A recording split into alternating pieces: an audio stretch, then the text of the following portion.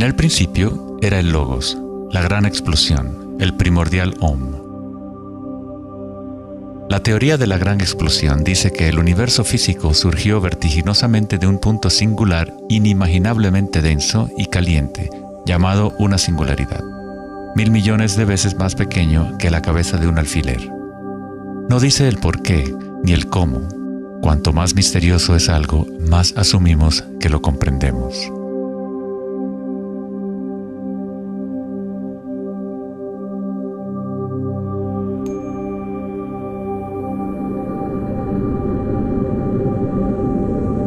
Antes se pensaba que la gravedad haría que se desacelerara eventualmente la expansión del universo, o que lo contraería en una gran implosión. Sin embargo, las imágenes del telescopio Hubble demuestran que la expansión del universo parece estar acelerándose, expandiéndose más y más desde su origen en la gran explosión. De alguna manera, hay más masa en el universo de la cual la física había predicho. Para justificar la masa perdida, los físicos dicen ahora que el universo está compuesto de solamente 4% de materia atómica, o lo que nosotros consideramos materia normal. 23% del universo es materia oscura y 73% es energía oscura, lo cual antes pensábamos que era espacio vacío. Es como un sistema nervioso invisible que recorre el universo conectando todas las cosas.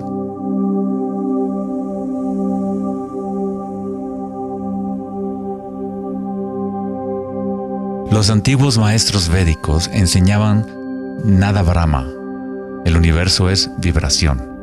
El campo vibratorio es la raíz de toda experiencia espiritual e investigación científica verdaderas. En el mismo campo de energía que santos, budas, yogis, místicos, chamanes, sacerdotes y videntes han observado al observar en su interior.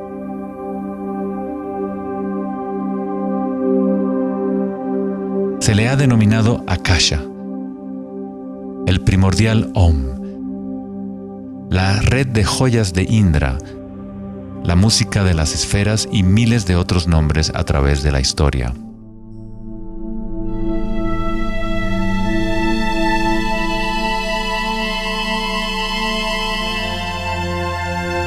Es la raíz común de todas las religiones. Y el vínculo entre nuestros mundos interiores y exteriores.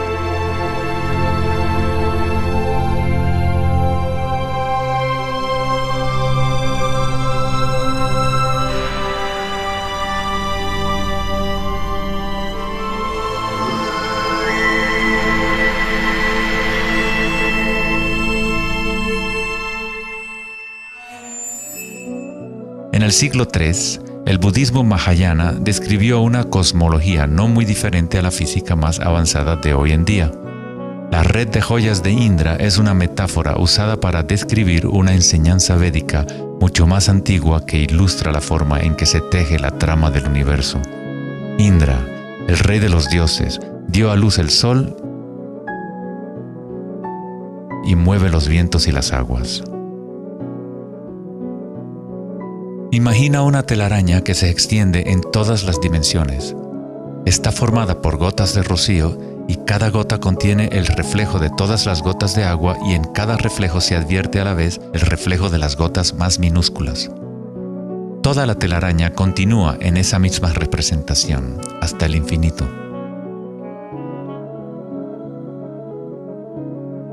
La red de Indra podría ser descrita como un universo holográfico, donde hasta el más mínimo rayo de luz contiene el patrón completo de la totalidad. Se hace referencia a veces al científico serbio-americano Nikola Tesla como el hombre que inventó el siglo XX. Tesla fue el responsable del descubrimiento de la electricidad de corriente alterna y muchos otros inventos que ahora son parte de la vida cotidiana. Debido a su interés en las antiguas tradiciones védicas, Tesla se encontraba en una posición única para comprender la ciencia a través de un modelo tanto oriental como occidental. Como todos los grandes científicos, Tesla investigó profundamente los misterios del mundo exterior, pero también observó profundamente su interior. Al igual que los antiguos yogis, Tesla utilizó el término akasha para describir el sentido etéreo que se extiende a lo largo de todo. Tesla estudió con Swami Vivekananda, un yogi que trajo las enseñanzas antiguas de India al occidente. En las enseñanzas védicas, akasha es el espacio en sí, el espacio que los otros elementos llenan, que existe simultáneamente con la vibración. Son inseparables. Akasha es el yin del yang del prana.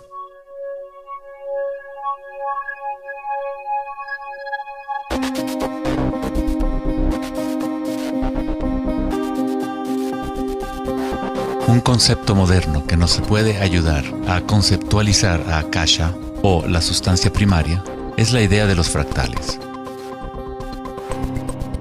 No fue sino hasta la década de los 80 que los avances en las computadoras nos permitieron visualizar y reproducir en realidad matemática los patrones de la naturaleza. El término fractal fue acuñado en 1980 por el matemático Benoit Mandelbrot, que estudió ciertas ecuaciones matemáticas simples de cuando se repiten, producen una serie interminable de cambios en las formas matemáticas o geométricas dentro de un marco limitado. Son limitadas, pero al mismo tiempo infinitas. Un fractal es una forma geométrica aproximada que se puede dividir en partes, cada una de las cuales es aproximadamente del tamaño de una copia reducida del patrón completo, una propiedad llamada autosemejanza. Los fractales de Mandelbrot han sido llamados las huellas digitales de Dios.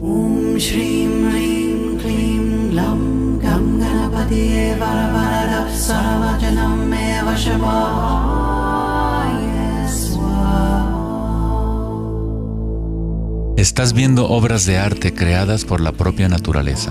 Si se gira la figura de Mandelbrot de cierta forma, luce muy similar a una deidad hindú o a un Buda. Esta figura ha sido denominada la figura Buddha-Brot.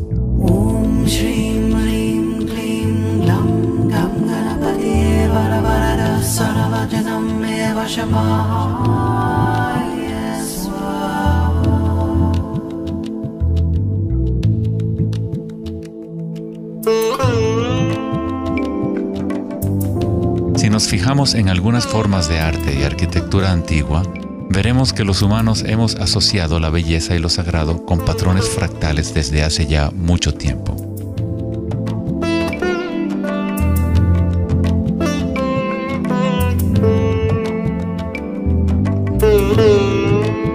Infinitamente complejos, sin embargo, cada parte contiene la semilla para recrear el conjunto. Los fractales han cambiado el punto de vista de los matemáticos respecto a la percepción y el funcionamiento del universo. Con cada nuevo nivel de aumento surgen diferencias del original. El cambio y la transformación constante ocurren a medida que atravesamos el nivel de un detalle fractal a otro. Esta transformación es el espiral cósmico, la inteligencia intrínseca de la matriz del espacio-tiempo.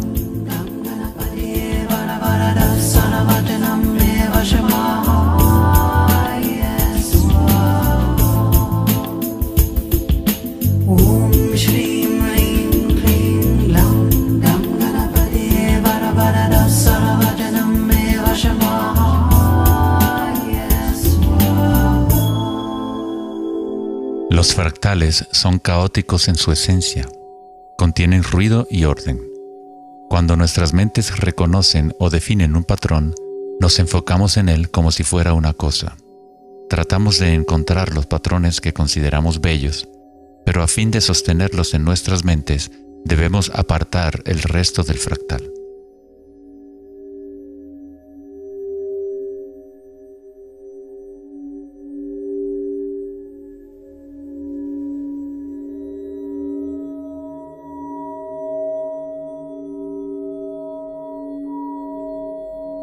Comprender un fractal con los sentidos es limitar su movimiento.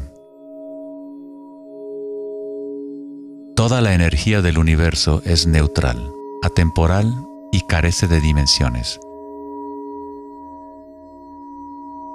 Nuestra propia creatividad y la capacidad de reconocimiento de patrones es la relación entre el microcosmos y el macrocosmos.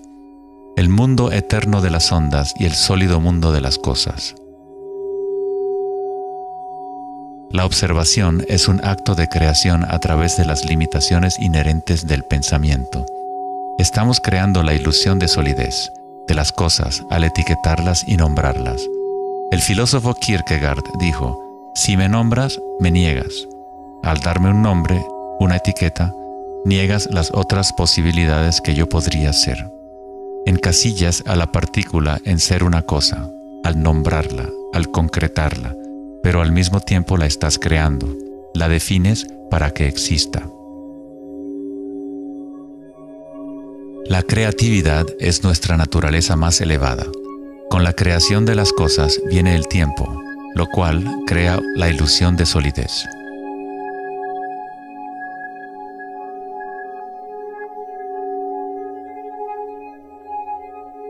Einstein fue el primer científico en comprender que lo que nosotros consideramos espacio vacío no es la nada, posee propiedades y casi incalculables cantidades de energía son parte intrínseca de la naturaleza del espacio. El famoso físico Richard Feynman dijo en una ocasión: hay suficiente energía en un solo metro cúbico de espacio para hervir todos los océanos del mundo. Los meditadores avanzados saben que en el silencio se encuentra el mayor poder. Buda tenía otro término para la sustancia primaria. La llamaba kalapas. Las kalapas son como partículas u ondas minúsculas que están surgiendo y desapareciendo miles de millones de veces por segundo.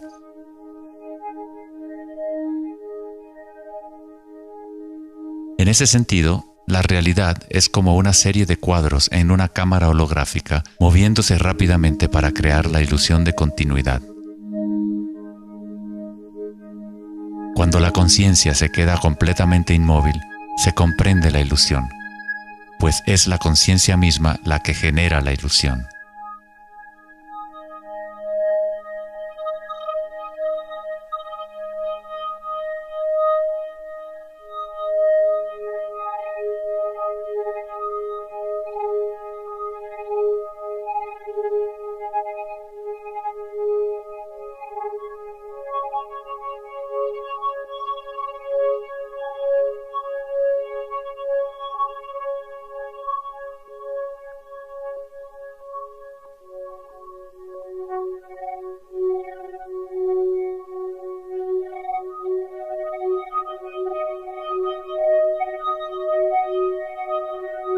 En las tradiciones antiguas orientales se sabía desde hace miles de años que todo es vibración.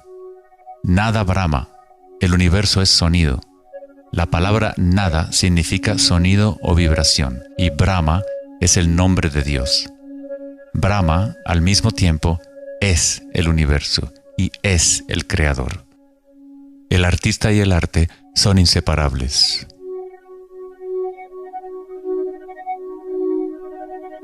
En los Upanishads, uno de los más antiguos registros de los seres humanos en la antigua India, se dice que Brahma, el creador, estaba sentado sobre una flor de loto, abrió los ojos y el mundo surgió.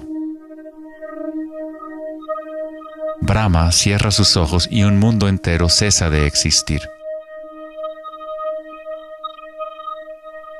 Algunos místicos, yogis y sabios han sostenido que hay un campo a nivel de la raíz de la conciencia, el campo akáshico o los registros akáshicos, donde toda la información, todas las experiencias pasadas, presentes y futuras existen ahora y siempre. Es este campo o matriz de la que surgen todas las cosas. Desde las partículas subatómicas, las galaxias, las estrellas, los planetas y toda la vida.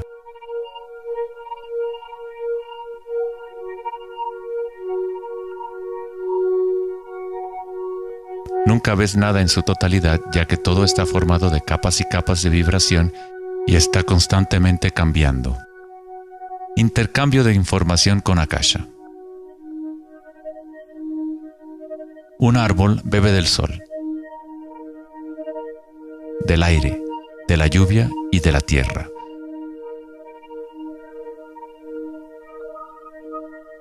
Un mundo de energía entra y sale de esta cosa llamada árbol. Cuando la mente pensante permanece en calma, observas la realidad tal como es. Todos los aspectos en conjunto, el árbol, el cielo y la tierra, la lluvia y las estrellas no están separadas. La vida y la muerte, el yo y el otro no están separados. Así como la montaña y el valle son inseparables. En las tradiciones indígenas de los Estados Unidos y en otras tradiciones indígenas, se dice que cada cosa tiene espíritu, lo cual es otra forma de decir, todo está conectado con la única fuente de vibración. Hay una conciencia, un campo, una fuerza que se mueve a través de todo. Este campo no está aconteciendo a tu alrededor, sino a través de ti y en calidad de tu esencia. Tú eres la U en la palabra universo. Eres los ojos con los cuales la creación se observa a sí misma.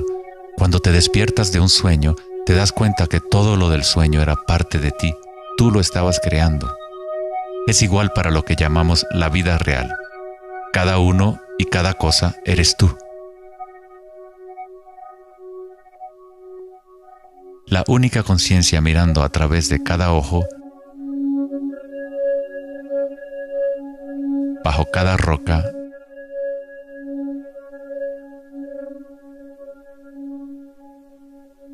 dentro de cada partícula.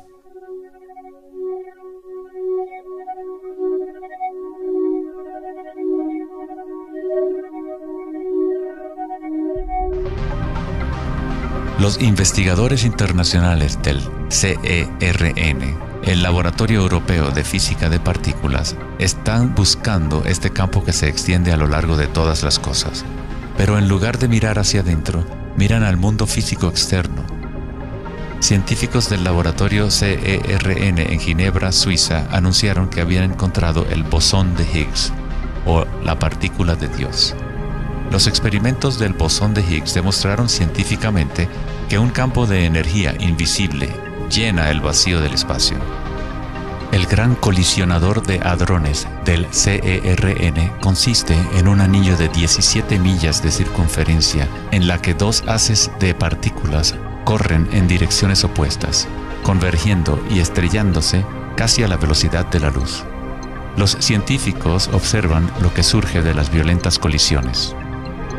El modelo estándar no puede explicar cómo las partículas obtienen su masa.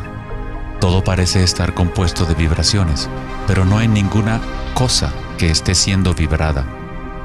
Es como si hubiera un bailarín invisible, una sombra, danzando oculta en el valle del universo. Los demás bailarines siempre han danzado alrededor de este bailarín oculto. Hemos observado la coreografía, pero hasta ahora no podíamos ver el bailarín.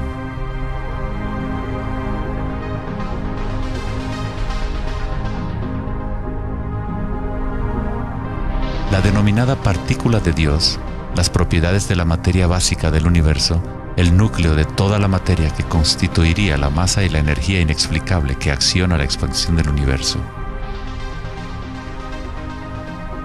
Pero lejos de explicar la naturaleza del universo, el descubrimiento del bosón de Higgs simplemente presenta un misterio aún mayor, dejando al descubierto un universo que es aún más misterioso de lo que nunca habíamos imaginado. La ciencia se acerca al umbral entre la conciencia y la materia. El ojo con el cual observamos el campo primordial y el ojo con el cual el campo nos observa son uno y el mismo.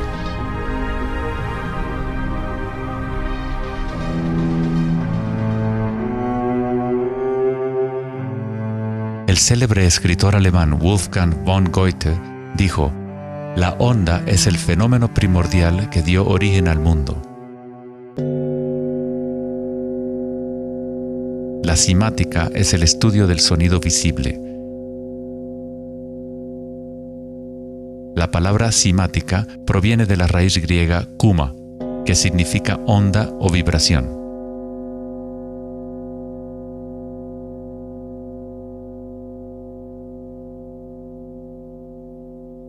Uno de de los primeros científicos occidentales que estudió con seriedad el fenómeno de las ondas fue Ernst Chladni, un músico y físico alemán que murió en el siglo XVIII. Chladni descubrió que cuando colocaba arena en placas de metal y luego hacía vibrar las placas con un arco de violín, la arena se organizaba en figuras con patrones.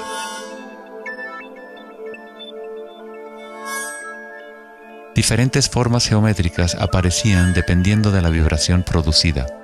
Chladni registró un catálogo completo de estas formas que se conocen como las figuras de Chladni. Muchos de estos patrones se pueden encontrar en todo el mundo de la naturaleza.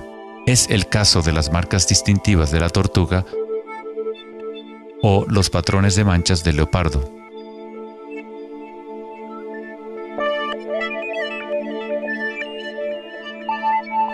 El estudio de los patrones Chladni o patrones ximáticos es uno de los métodos secretos con el que los fabricantes de alta calidad de guitarras, violines y otros instrumentos prueban la calidad del sonido que emiten. Hans Jenny expandió el trabajo de Chladni en los años 60 usando varios líquidos y amplificación electrónica para generar frecuencias de sonido, y así acuñó el término cimática. Si se envían ondas sinusoidales simples a través de un recipiente con agua, se pueden ver los patrones en el agua. Dependiendo de la frecuencia de la onda, aparecerán diferentes patrones de ondas. Cuanto más elevada sea la frecuencia, más complejo será el patrón. Estas formas son repetibles, no aleatorias. Cuanto más observas, más empiezas a ver cómo la vibración organiza la materia en formas complejas que comenzaron en simples ondas repetitivas. Esta vibración de agua tiene un patrón similar a un girasol.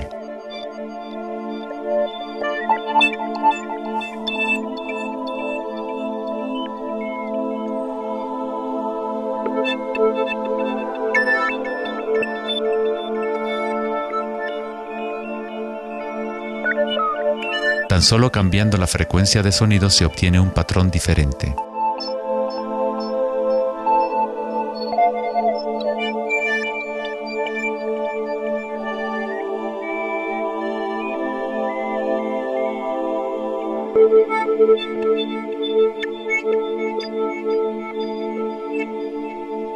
El agua es una sustancia muy misteriosa, es altamente impresionable.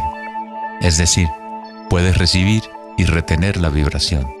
Debido a su capacidad y sensibilidad de resonancia elevada y a su disposición interna para resonar, el agua responde instantáneamente a todos los tipos de ondas acústicas. Agua y tierra vibrante constituyen la mayoría de la masa en las plantas y los animales. Es fácil observar cómo simples vibraciones en el agua pueden crear patrones reconocibles naturales, pero a medida que agregamos sólidos y aumentamos la amplitud, las cosas se ponen aún más interesantes. Al añadir almidón de maíz al agua, obtenemos fenómenos más complejos.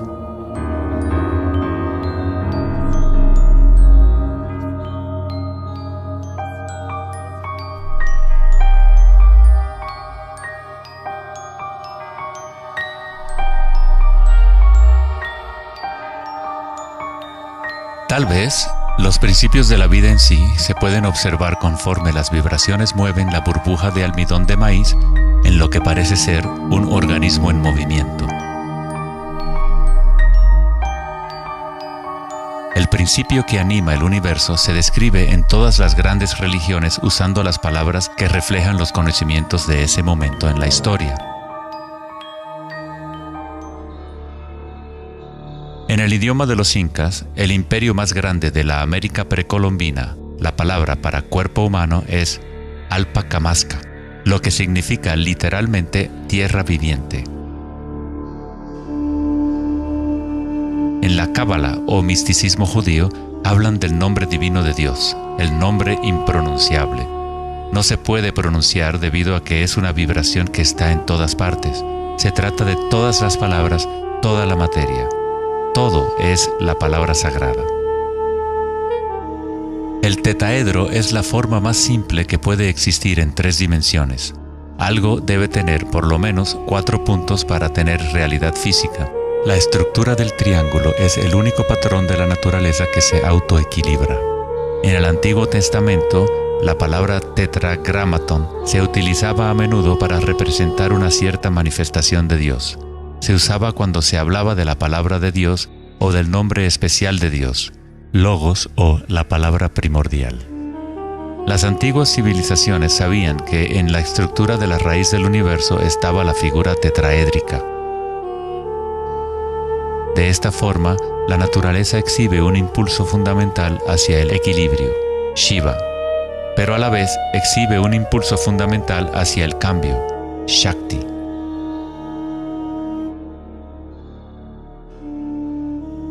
En la Biblia, el Evangelio de Juan dice comúnmente, en el principio era la palabra, pero en el texto original el término utilizado fue logos. El filósofo griego Heráclito, quien vivió alrededor de 500 años antes de Cristo, se refirió al logos como algo fundamentalmente incognoscible, el origen de toda repetición, patrón y forma. Los filósofos estoicos que siguieron las enseñanzas de Heráclito identifican el término con el principio inspirador divino que impregna el universo.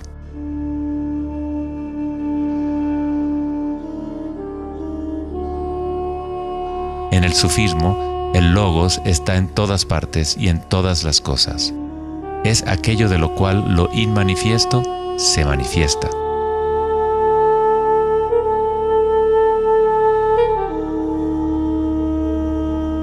En la tradición hindú, Shiva Nataraja significa literalmente Señor de la danza.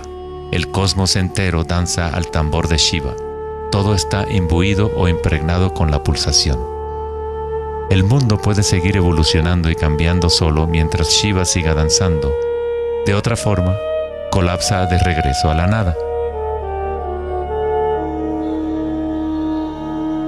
Mientras que Shiva representa nuestra conciencia de espectadores, Shakti es la sustancia o la materia del mundo.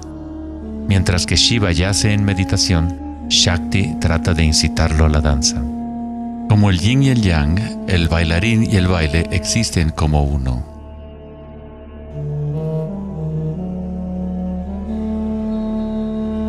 Logos también significa verdad inocultable. Aquel que conoce el logos, conoce la verdad. Existen muchas capas de encubrimiento en el mundo humano como consecuencia de los múltiples giros de Akasha hasta convertirse en estructuras complejas que ocultan la fuente de sí misma. Como un juego divino de las escondidas, nos hemos ocultado desde hace miles de años y eventualmente nos hemos olvidado por completo del juego. De alguna forma, nos olvidamos que había algo que encontrar. En el budismo se enseña a través de la meditación a percibir directamente el logos, el campo del cambio o impermanencia en nuestro interior. Cuando observas tu mundo interior, observas las sensaciones y energías más sutiles conforme la mente se concentra y se enfoca. A través de la comprensión directa de anicca o impermanencia a nivel de la raíz de la sensación, uno se libera del apego a las formas externas transitorias.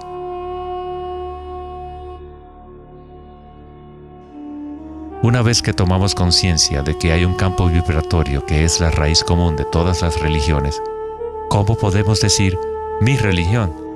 O este es mi Om primordial, mi campo cuántico.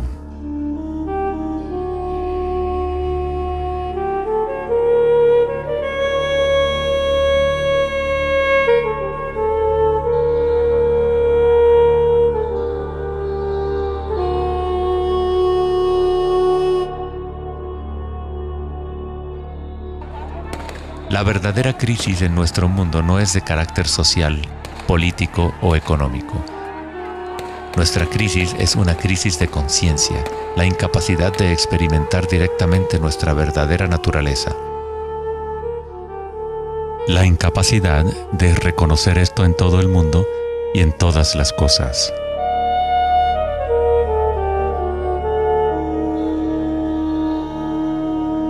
En la tradición budista, el bodhisattva es la persona con una naturaleza búdica despierta. Un bodhisattva se compromete a ayudar a despertar a cada ser en el universo, comprendiendo que solo hay una conciencia. Para despertar el verdadero ser, uno debe despertar a todos los seres.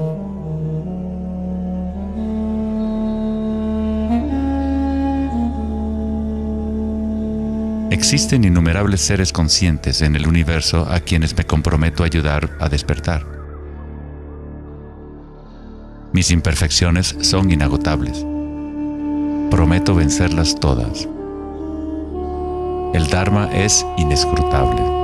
Me comprometo a conocerlo. El camino a despertar es inalcanzable. Me comprometo a alcanzarlo.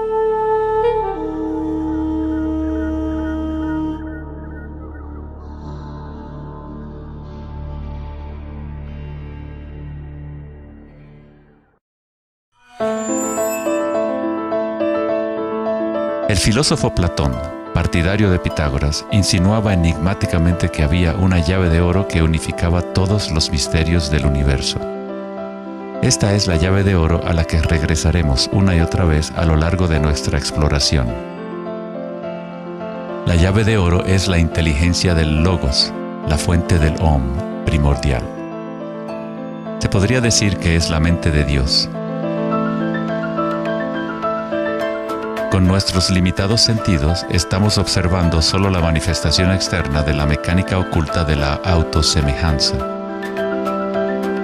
La fuente de esta simetría divina es el misterio más grande de nuestra existencia. Muchos de los pensadores monumentales de la historia, como Pitágoras, Kepler, Leonardo da Vinci, Tesla y Einstein, han llegado al umbral del misterio. Einstein dijo: "Lo más bello que podemos experimentar es lo misterioso. Es la fuente de cualquier arte y ciencia verdadera.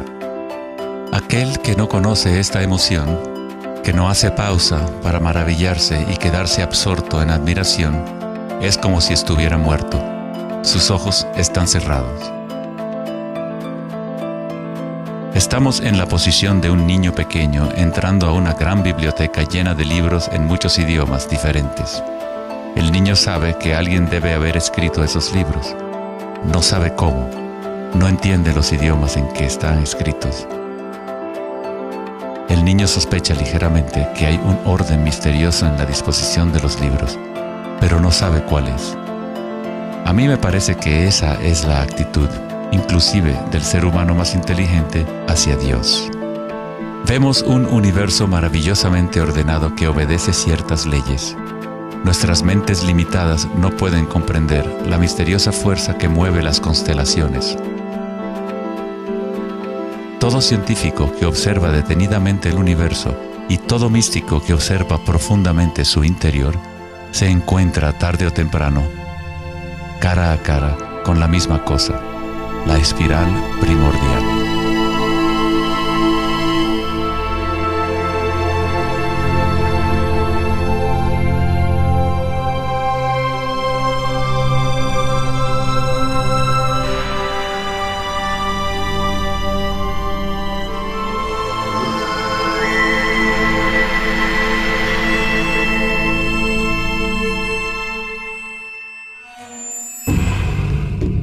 Mil años antes de la creación del antiguo observatorio de Stonehenge, la espiral era un símbolo predominante en la Tierra.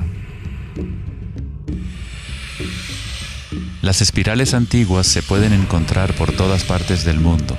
Miles de espirales antiguas como estas se pueden encontrar en toda Europa, Nuevo México y Utah en Estados Unidos, Australia, China y Rusia, en virtualmente todas las culturas indígenas de la Tierra. Las espirales antiguas simbolizan el crecimiento, la expansión y la energía cósmica encarnada en el Sol y en el cielo. La forma espiral refleja el macrocosmos del universo mismo revelándose. En las tradiciones indígenas, la espiral es la fuente energética, la madre primordial. Las espirales neolíticas de Newgrange, Irlanda, se remontan a 5000 años.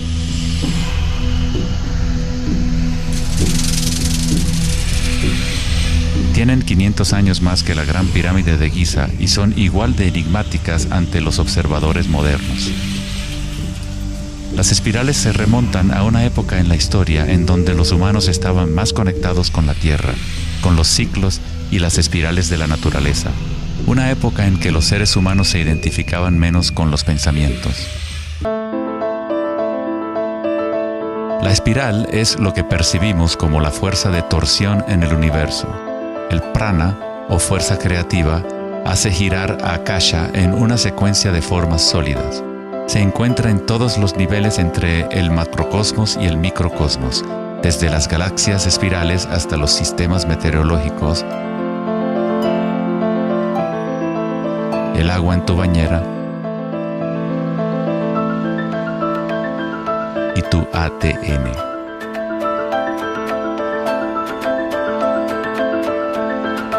En la experiencia directa de tu propia energía, la espiral primordial no es una idea, sino más bien lo que hace posible toda condición e idea.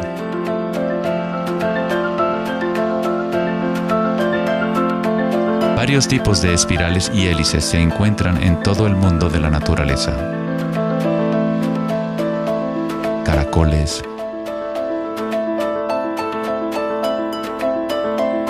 corales marinos,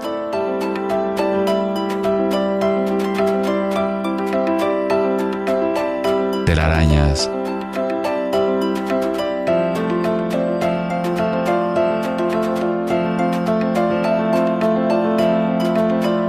fósiles.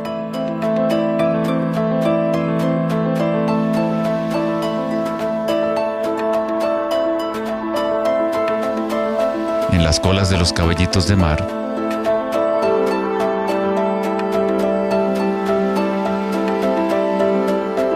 y en las conchas. Muchas espirales en la naturaleza se pueden observar como espirales logarítmicas o espirales en crecimiento. A medida que avanzas desde el centro de la espiral, las secciones son exponencialmente más grandes.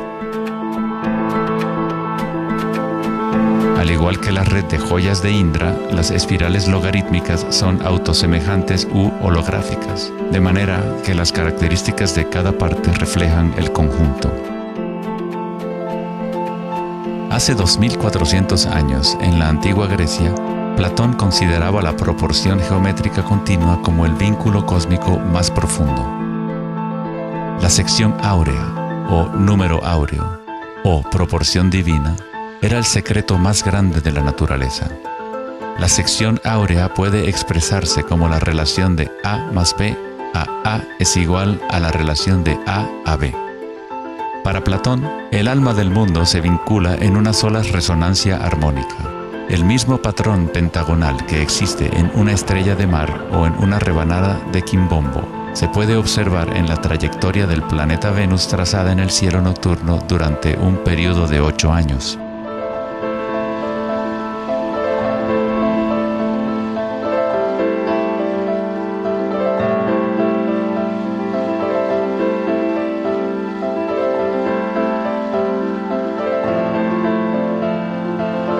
Se observa en el mundo inteligible de las formas en el cielo y en el mundo visible de los objetos materiales en la Tierra, a través de este principio de la autosemejanza geométrica.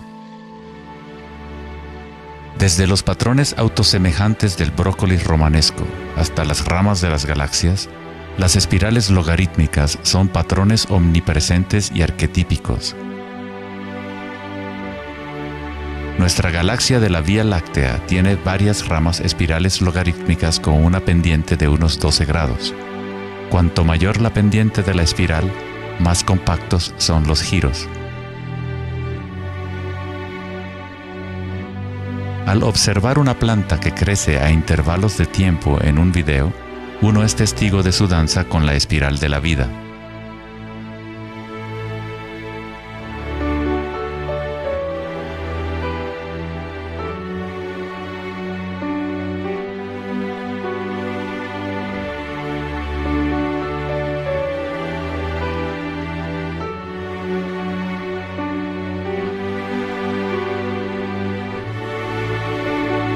Una espiral dorada es una espiral logarítmica que crece hacia afuera, siguiendo el factor de la sección áurea.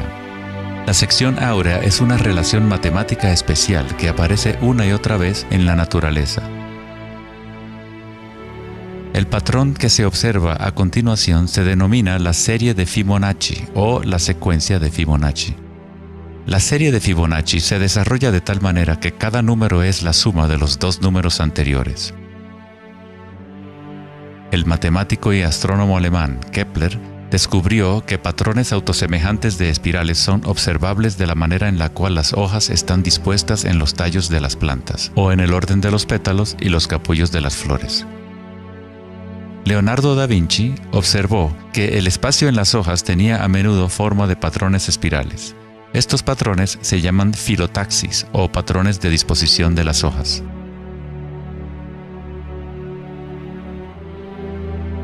La disposición filotaxis se puede observar en los nucleótidos independientes del ADN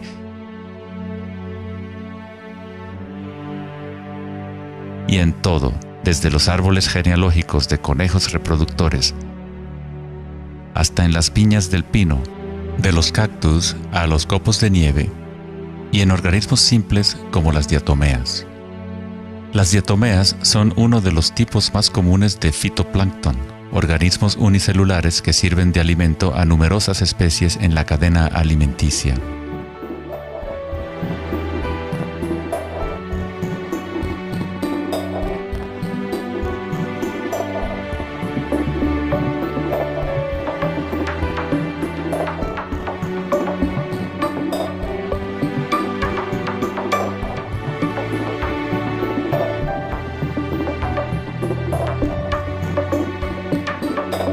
¿Cuánta matemática debes saber para ser un girasol o una abeja?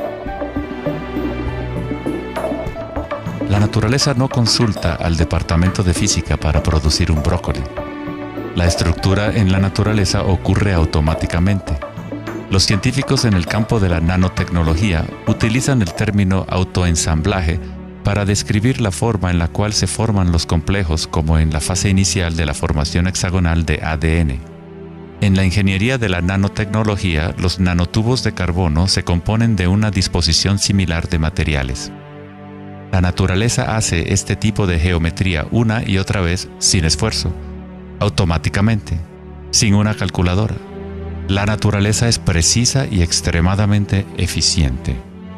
Según el famoso arquitecto y autor Buckminster Fuller, estos patrones son una función del espacio-tiempo.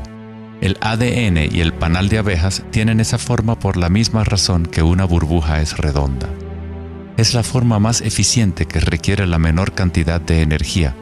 El espacio en sí tiene una forma y permite solo ciertas configuraciones de la materia, siempre volviendo a lo más eficiente. Estos patrones son la forma más fuerte y eficiente de construir estructuras arquitectónicas como las cúpulas geodésicas.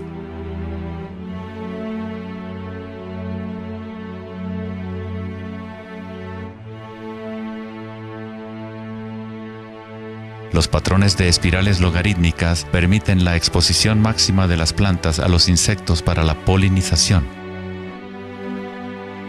La máxima exposición a la luz solar y la lluvia que les permite llevar el agua de manera eficiente y en espiral hacia sus raíces.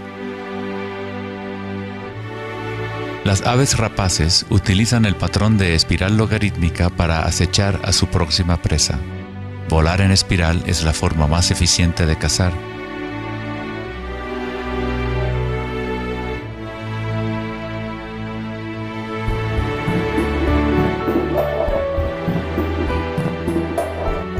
Nuestra capacidad de observar el akasha danzando la espiral de la vida hacia una forma material se relaciona con la habilidad de percibir la belleza y la simetría en la naturaleza. El poeta William Blake dijo: "El universo vegetativo se abre como una flor desde el centro de la tierra en donde mora la eternidad. Se expande desde las estrellas hasta el caparazón mundano y ahí se encuentra con la eternidad de nuevo, tanto desde dentro como desde fuera".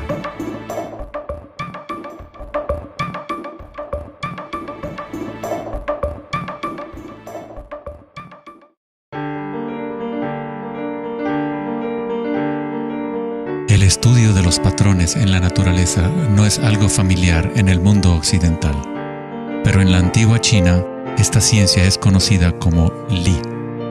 El Li refleja el orden dinámico y el patrón en la naturaleza. Pero no es considerado algo estático, congelado o inmutable como un mosaico. Es un patrón dinámico que se materializa en todos los seres vivos.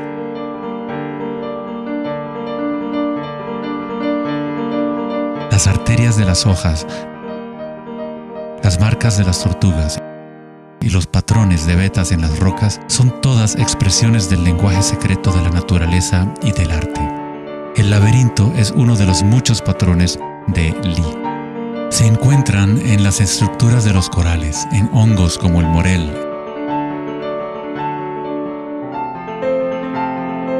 en coles y en el cerebro humano. El patrón celular es otro patrón común en la naturaleza. Existe una gran variedad de diferentes estructuras celulares, pero todas tienen un orden similar definido según su propósito y función.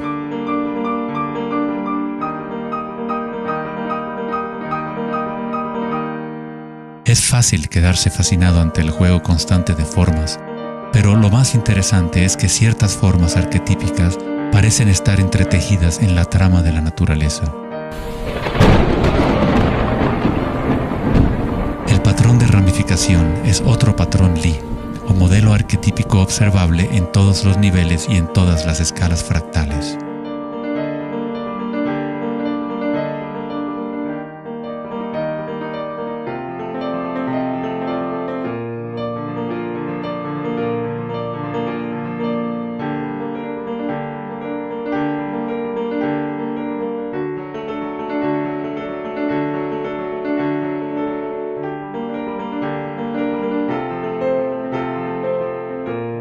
Tomemos, por ejemplo, esta imagen increíble de una simulación de computadora conocida como la simulación del milenio, que muestra la distribución de la materia oscura en el universo local.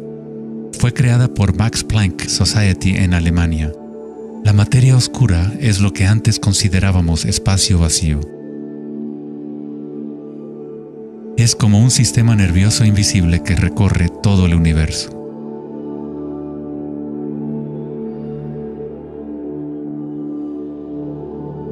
El universo es literalmente como un cerebro gigante. Está constantemente utilizando un tipo de energía oscura u oculta que solo hasta ahora la ciencia empieza a entender. A través de esta red inmensa, la insondable energía se mueve proporcionando el impulso para la expansión y el crecimiento del universo.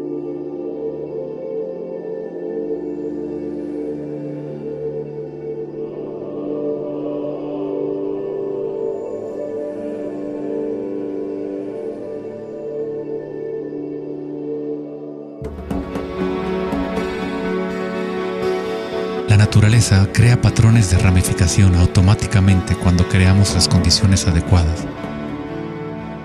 La naturaleza es una máquina generadora de arte o un motor creador de belleza.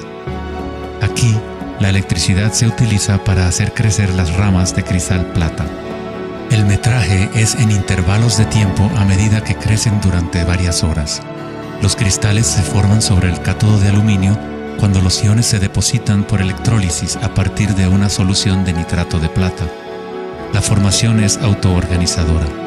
Estás viendo arte generado por la propia naturaleza. Johann Wolfgang von Goethe dijo: "La belleza es una manifestación de las leyes secretas de la naturaleza, que de otra manera estarían ocultas para nosotros por siempre". En este sentido, todo en la naturaleza está vivo, organizándose a sí mismo. Cuando se usa alto voltaje en la ramificación fractal, esto se vuelve todavía más obvio. Está sucediendo en tiempo real.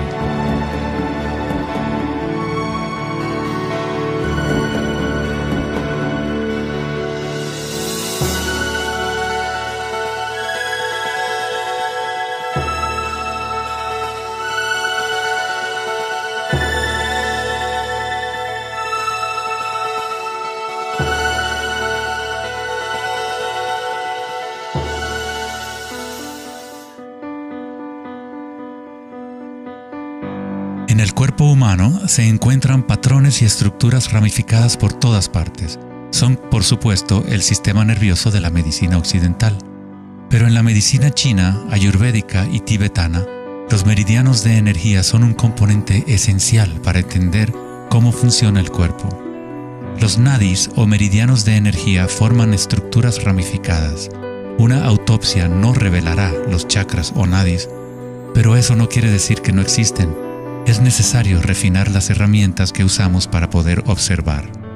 En primer lugar, debes aprender a acallar tu mente. Solo entonces podrás ver estas cosas primero en tu interior.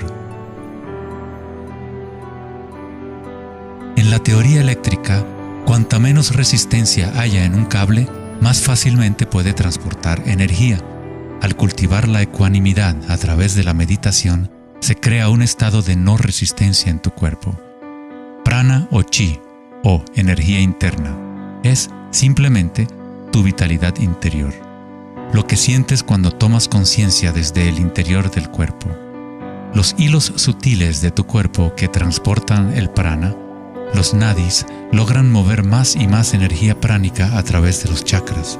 El cableado se hace más fuerte a medida que lo usas, pues permites que la energía fluya. Donde quiera que haya conciencia, el chi o energía comenzará a fluir y prosperarán las conexiones físicas. En el sistema nervioso y el cerebro, los patrones físicos de cableado se establecen por repetición. Si prestas atención continuamente a lo que está en tu interior y reduces la resistencia a las sensaciones que están experimentando, incrementas tu capacidad energética.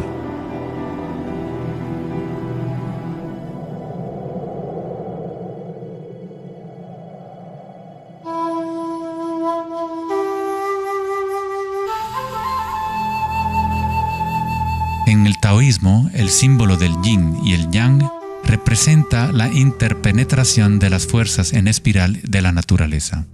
El yin y el yang no son dos y no es uno. El antiguo concepto del ara está representado por un yin y yang o remolino en espiral. Es el centro de energía localizado en el abdomen, debajo del ombligo. Ara significa literalmente mar u océano de energía. En China, el ara es llamado el Dantien inferior. En muchas formas de artes marciales asiáticas, se dice que el guerrero con ara fuerte es imparable. En la tradición samurái, una forma de suicidio ritual o seppuku era el harakiri. Esto significa traspasar tu propio ara, desconectando el chi o canal de energía. Moverse desde este centro crea el movimiento enraizado y lleno de gracia que se ve no solo en las artes marciales,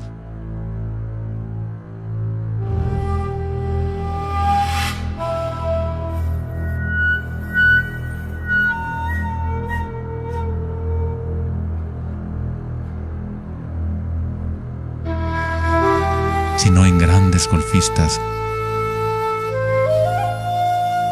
bailarinas de danza del vientre,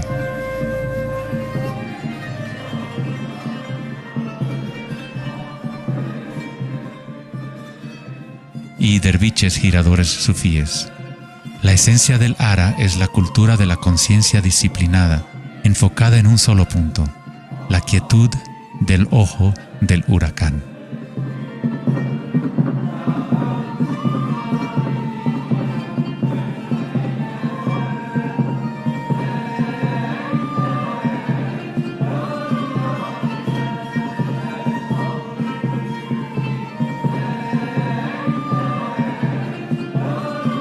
Es el instinto de nuestras entrañas con relación a nuestra propia fuente de energía.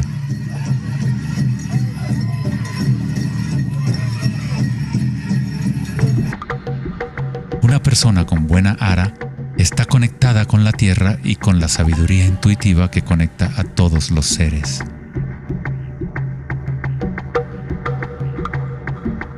Pensar con tu vientre, el ara de Kengasai, es conectarte con tu sabiduría interior.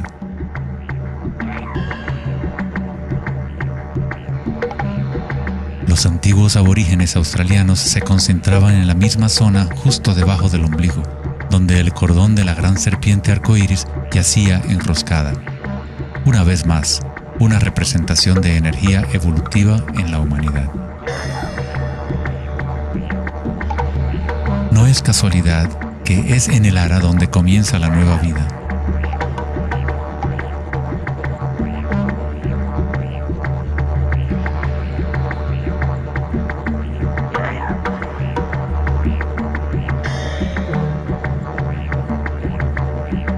El sistema nervioso entérico, a veces llamado cerebro intestinal, es capaz de mantener una matriz compleja de conexiones similares a las del cerebro en la cabeza, con sus propias neuronas y neurotransmisores.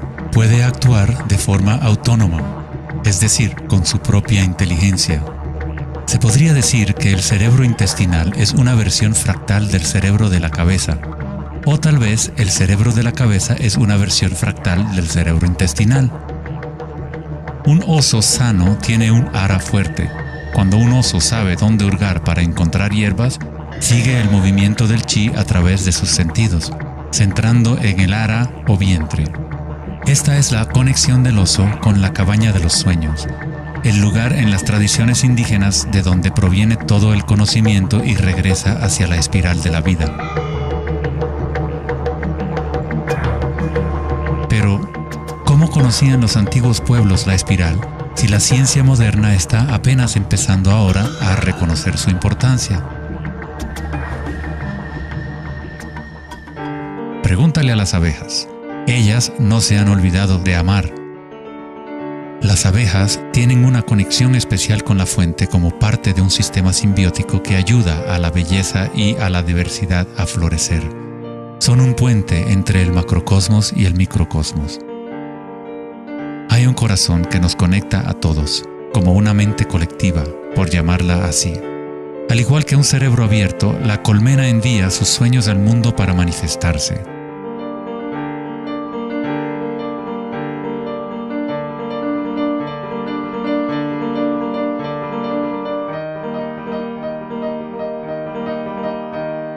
En la naturaleza, muchas criaturas saben cómo actuar en el unísono para moverse con un solo espíritu, en una sola dirección.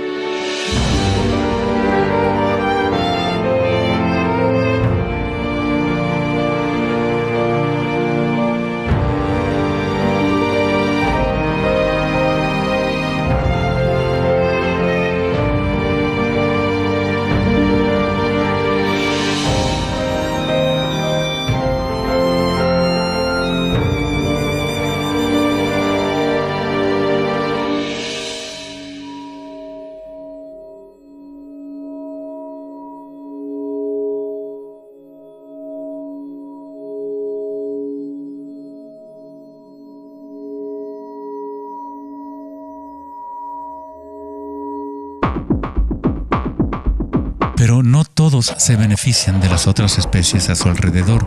Por ejemplo, la cigarra devora todo en su camino. Una cigarra no tiene ninguna otra opción que actuar como cigarra. Nunca va a producir miel ni a polinizar plantas como una abeja.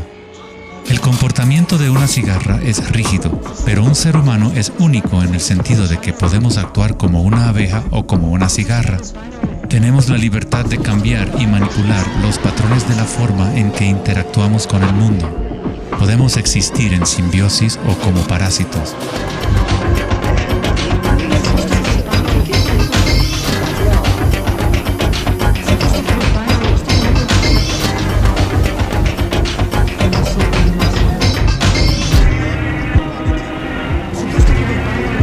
Hoy en día, los seres humanos tratan de entender la espiral con la mente racional, pero nunca ha sido el pensamiento el que nos conecta con la espiral de la vida.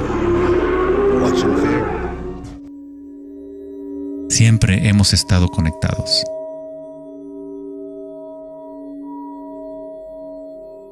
El pensamiento ha sido lo que nos ha mantenido en la ilusión de la separación dentro de nuestras propias identidades.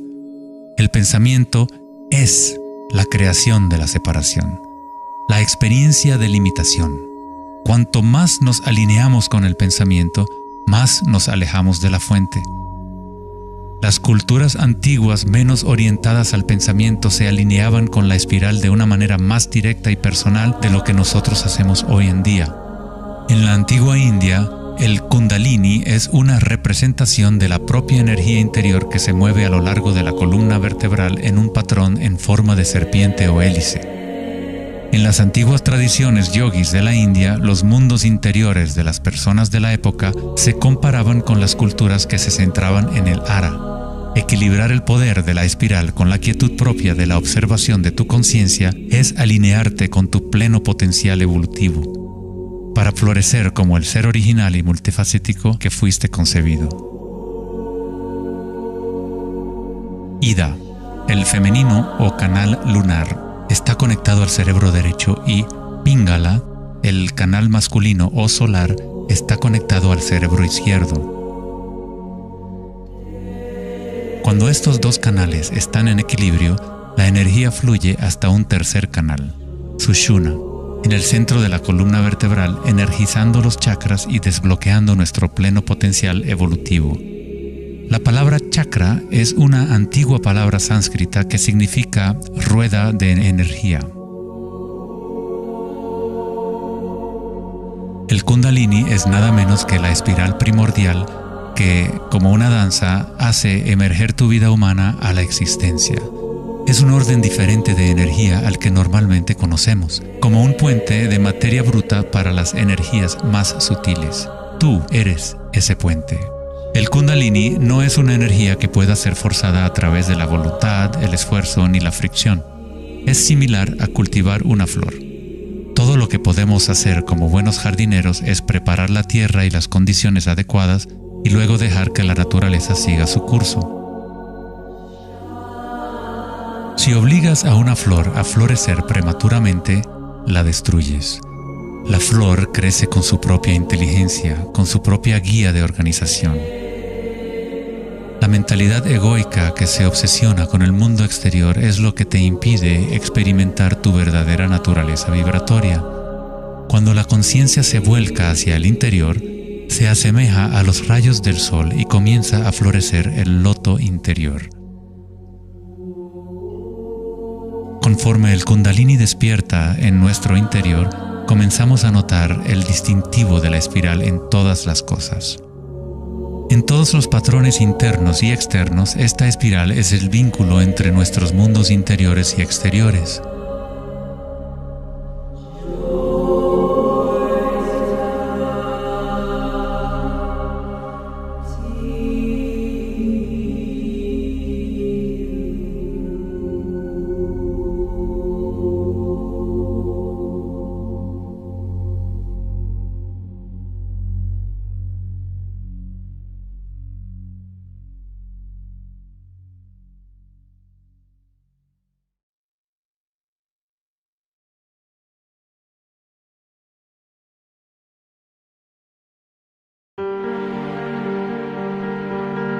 Antes de los albores de la civilización occidental y del lenguaje escrito, la ciencia y la espiritualidad no eran dos cosas separadas. En las enseñanzas de las grandes tradiciones antiguas, la búsqueda externa de conocimiento y certeza era compensada por un sentimiento interior de impermanencia y comprensión intuitiva de la espiral del cambio.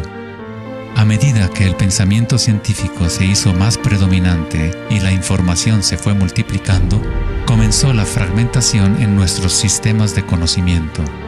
El incremento de la especialización significaba que menos personas eran capaces de ver el panorama general, de sentir e intuir la estética del sistema en su conjunto. Nadie se preguntaba, ¿será que todo este razonamiento es bueno para nosotros? La sabiduría antigua está aquí entre nosotros, oculta a plena vista. Pero estamos demasiado preocupados con nuestros pensamientos como para reconocerla. Esta sabiduría olvidada es la manera de restablecer el equilibrio entre lo interno y lo externo, el yin y el yang, entre la espiral del cambio y la quietud de nuestro centro.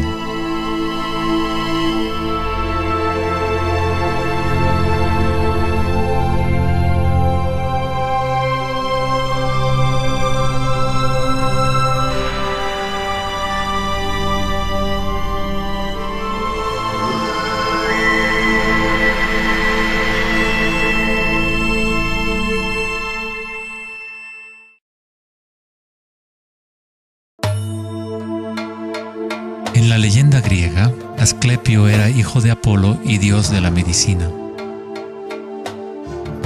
Su sabiduría y habilidades para la curación eran insuperables, y se decía que había descubierto el secreto mismo de la vida y la muerte.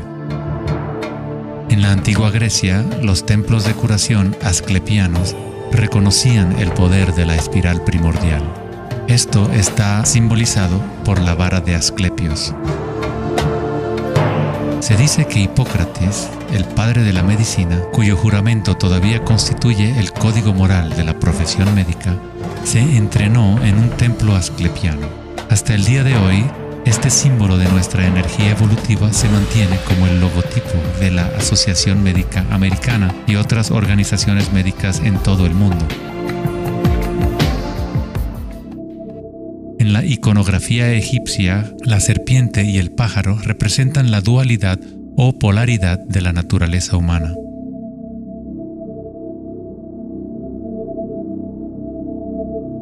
La serpiente en dirección descendiente es la espiral manifestada y la energía evolutiva del mundo.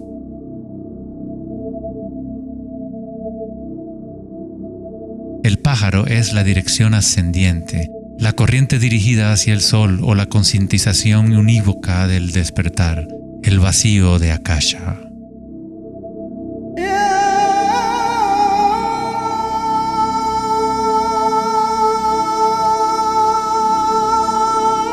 Faraones y dioses son representados con su energía despierta, en donde la serpiente Kundalini asciende por la columna vertebral y traspasa el chakra ajna entre los ojos.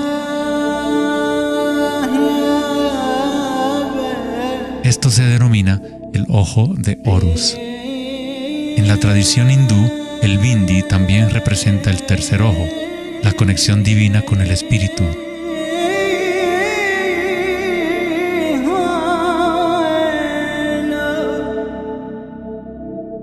La máscara de Tutankamón es un ejemplo clásico que muestra temas de serpientes y aves.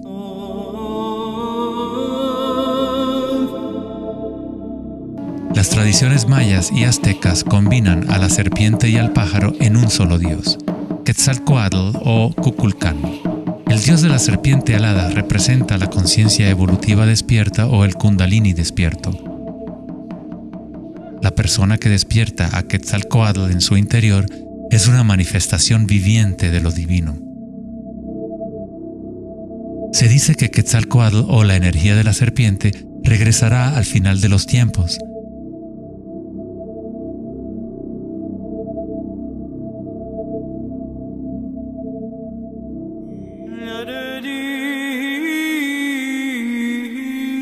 Los símbolos de la serpiente y las aves se pueden también encontrar en el cristianismo. Su significado real podría estar codificado de una manera más profunda, pero el significado es el mismo que en otras tradiciones antiguas.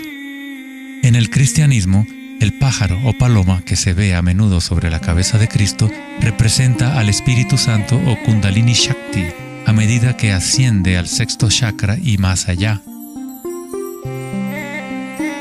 Los místicos cristianos llaman al Kundalini por otro nombre, Espíritu Santo.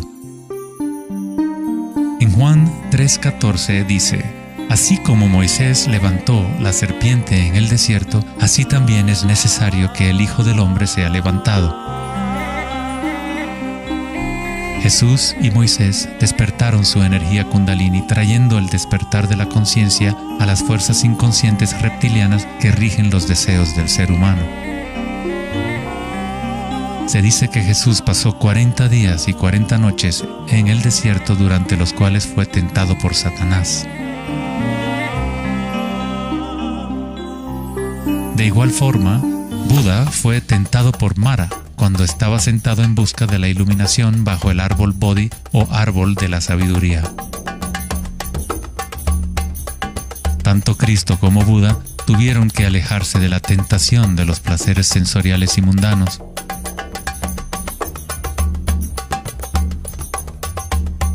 En ambas historias, el demonio es la personificación de los propios apegos.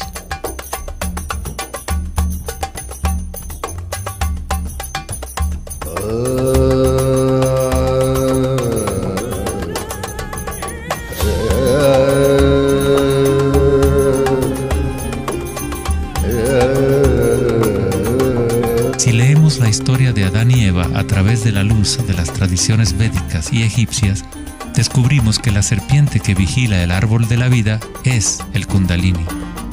La manzana representa el encanto y la tentación del mundo sensorial externo. Distrayéndonos del conocimiento del mundo interior, del árbol del conocimiento interior,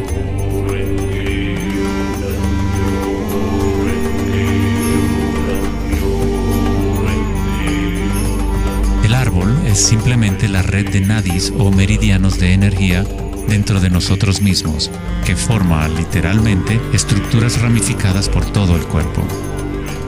En nuestra búsqueda egoica de gratificación externa, nos hemos separado del conocimiento del mundo interior, de nuestra conexión a Akasha y a la fuente de la sabiduría.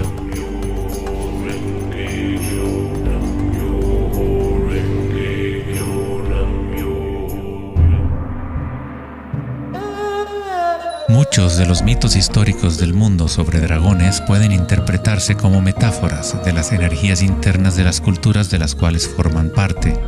En China, el dragón sigue siendo un símbolo sagrado que representa la felicidad. Al igual que los faraones egipcios, los antiguos emperadores chinos que habían despertado sus energías evolutivas fueron representados por la serpiente alada o dragón. El tótem real del emperador de Jade o el emperador celestial muestra un balance similar a los canales de Ida y Pingala. El yin y el yang del taoísmo es el despertar del centro pineal, o como lo denomina el taoísmo, el Dantien superior.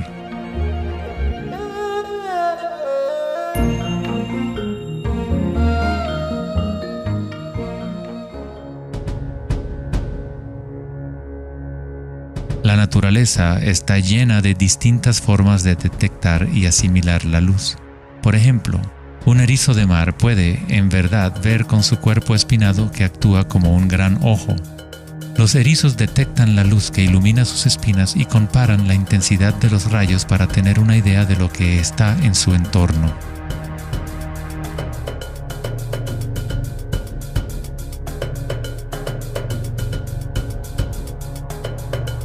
Las iguanas verdes y otros reptiles tienen un ojo parietal o glándula pineal en la parte superior de la cabeza que utilizan para detectar depredadores desde arriba.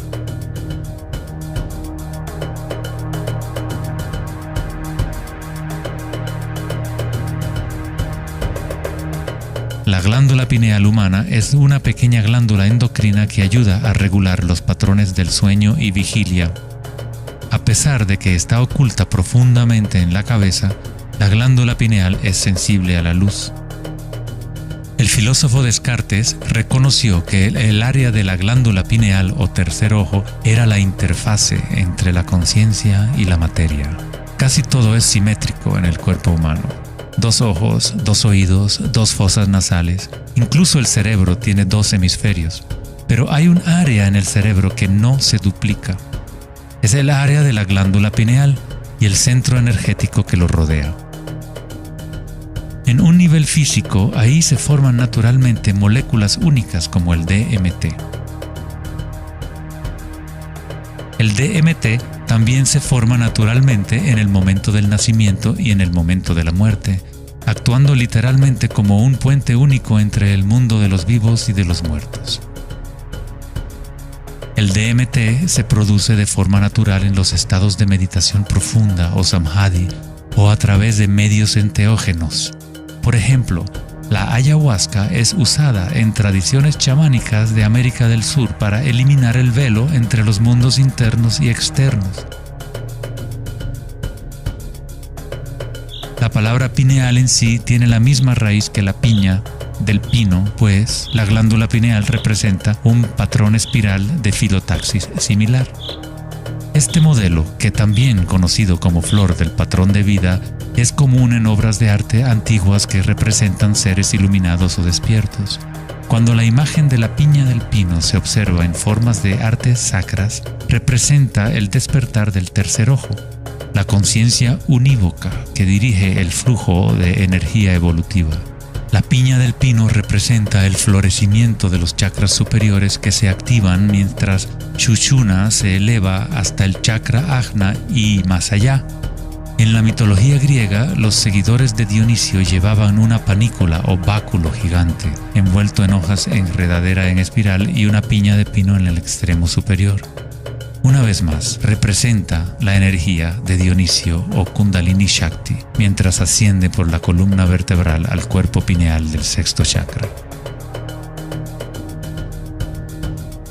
En el corazón del Vaticano, tal vez esperarías ver una gigantesca escultura de Jesús o María, y en su lugar hay una estructura de piña de pino gigante, lo que indica que en la historia cristiana pudo haber habido conocimiento de los chakras y el Kundalini, pero por alguna razón se mantuvo oculto de las masas. La explicación oficial de la Iglesia es que la piña del pino es un símbolo de regeneración y representa la nueva vida en Cristo.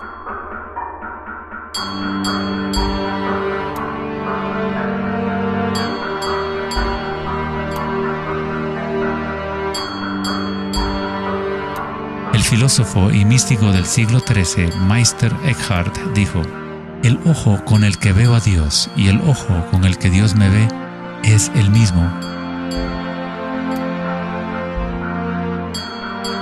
En la Biblia del rey Jacobo, Jesús dijo: "La luz del cuerpo es el ojo, y si por lo tanto tienes un solo ojo, tu cuerpo entero se llenará de luz".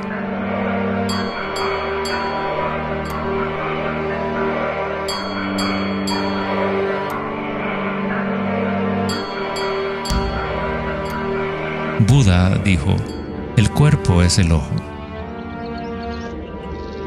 En estado de Samadhi, uno es a la vez el observador y el observado. Somos el universo consciente de sí mismo.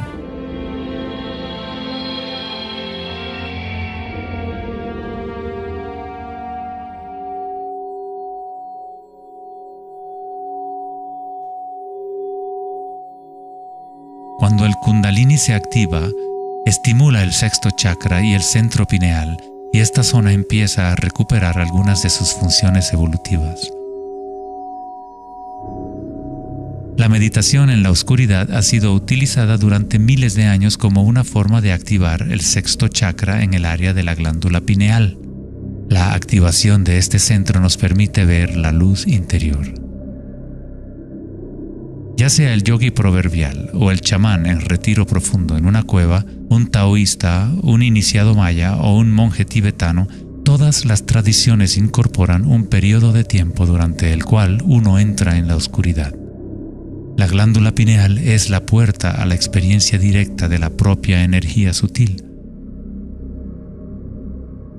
El filósofo Nietzsche dijo: "Si miras fijamente al abismo durante el tiempo suficiente, eventualmente descubrirás que el abismo te mira fijamente de regreso". Los dólmenes o las antiguas tumbas en formas de pórtico se encuentran entre las estructuras más antiguas que quedan en la Tierra. La mayoría datan del periodo neolítico de 3000 a 4000 años antes de Cristo, y algunos en Europa occidental tienen 7000 años de antigüedad. El dolmen se utilizaba para entrar en meditación perpetua como una forma para los humanos de formar un puente entre el mundo exterior e interior. A medida que uno continúa meditando en la oscuridad total, eventualmente empieza a observar la energía interna o luz al activarse el tercer ojo. Los ritmos circadianos que se rigen por el sol y los canales de la luna dejan de controlar las funciones del cuerpo y se establece un nuevo ritmo.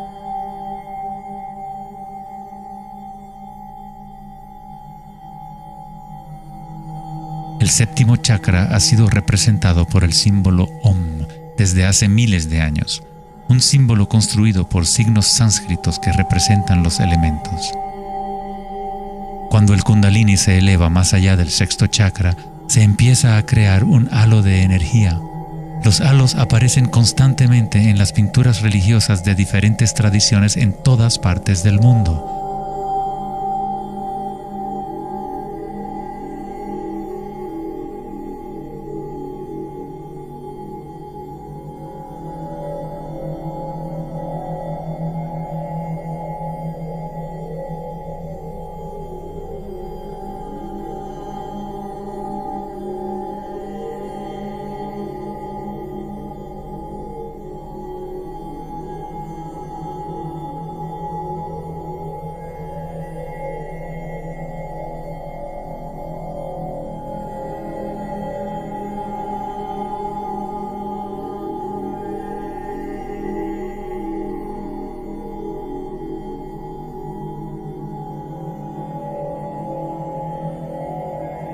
El halo, o la imagen de un distintivo energético alrededor de un ser despierto, es común en virtualmente todas las religiones, en todas partes del mundo. El proceso evolutivo de despertar los chakras no es propiedad de un grupo o de una religión, es el derecho inalienable de todo ser humano en el planeta.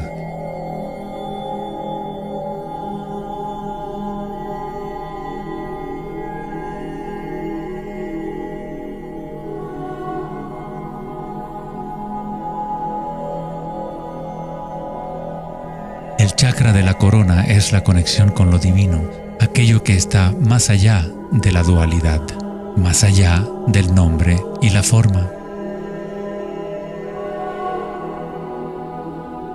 Akenatón fue un faraón cuya esposa era Nefertiti. Era llamado el Hijo del Sol. Él descubrió Atón, o la palabra de Dios en su interior, uniendo el Kundalini y la conciencia.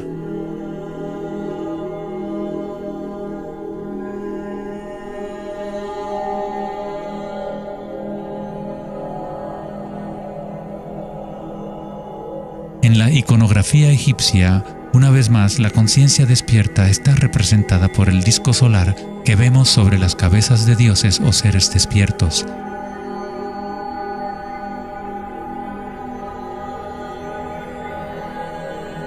En las tradiciones hindú y yógica, se denomina Sahasrara a ese halo, el loto de 1000 pétalos.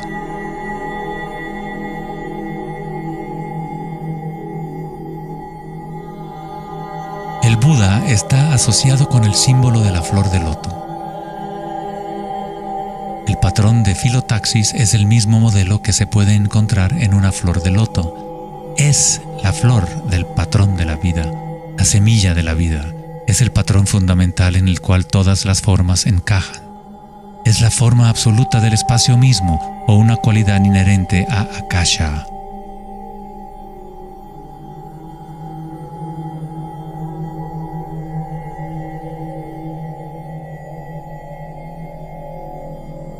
En un momento de la historia, el símbolo de la flor de la vida predominaba por toda la tierra. La flor de la vida se encuentra custodiada por leones en lugares más sagrados de China y otras partes de Asia.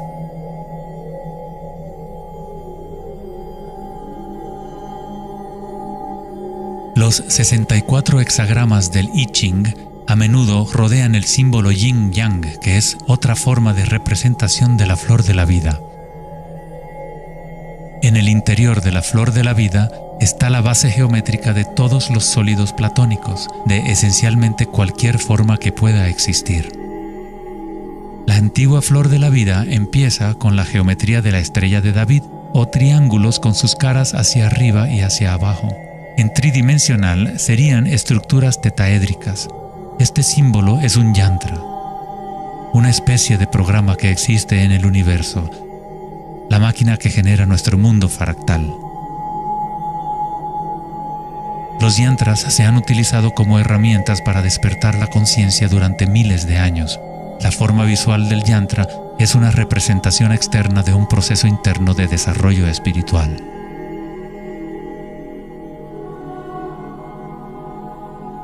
Es la música oculta del universo hecha visible, compuesto por la intersección de formas geométricas y patrones de interferencia.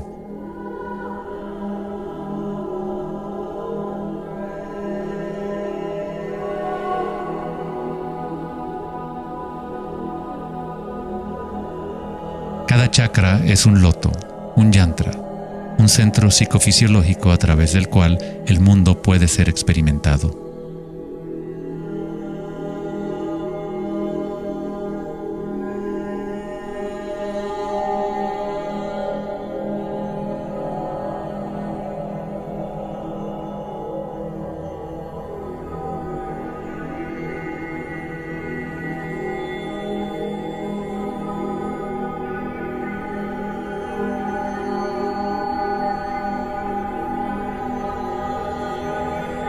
Un yantra tradicional, tal como se puede encontrar en la tradición tibetana, posee valiosas capas de significado, a veces incorporando una cosmología y visión del mundo por completo.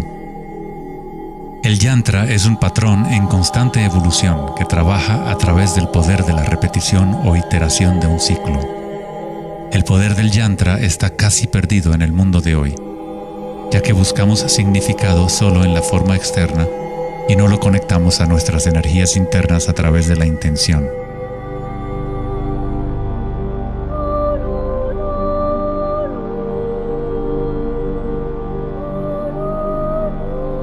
Hay una buena razón por la cual sacerdotes, monjes y yogis han sido tradicionalmente célibes. Hoy en día, apenas una fracción conoce la razón de su celibato, pues el verdadero propósito se ha perdido. En pocas palabras, si tu energía se va a consumir en producir más espermatozoides u óvulos, según sea el caso, no queda suficiente para impulsar la ascensión del Kundalini que activa los chakras superiores. El Kundalini es energía vital, la cual es también energía sexual. Cuando la conciencia se enfoca menos en deseos animales y se coloca en los objetos que reflejan los chakras superiores, esta energía fluye de regreso a la médula espinal ascendiendo hacia esos chakras. Muchas de las prácticas tántricas enseñan a dominar la energía sexual con el fin de poder utilizarla para una mayor evolución espiritual.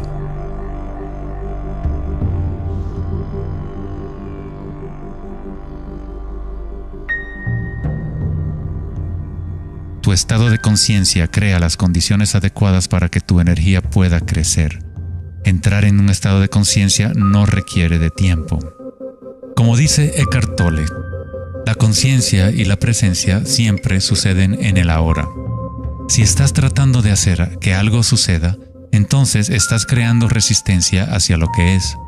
Es la eliminación de toda resistencia lo que permite que la energía evolutiva se desarrolle. En la tradición yógica antigua, las posturas de yoga se han utilizado para preparar el cuerpo para la meditación. El Hatha Yoga nunca fue enseñado como un régimen de ejercicio, sino como una forma de conectar nuestro mundo interior y exterior. La palabra sánscrita Hatha proviene de las raíces Sol A y Luna Ta. En el Yoga Sutra original de Patanjali, el propósito de las 8 ramas del yoga es igual al noble sendero de 8 facetas del Buda, para la liberación del sufrimiento. Cuando las polaridades del mundo dual están en equilibrio, surge un tercer elemento. Nos encontramos con la misteriosa llave dorada que abre las fuerzas evolutivas de la naturaleza. Esta síntesis de los canales del Sol y la Luna es nuestra energía evolutiva.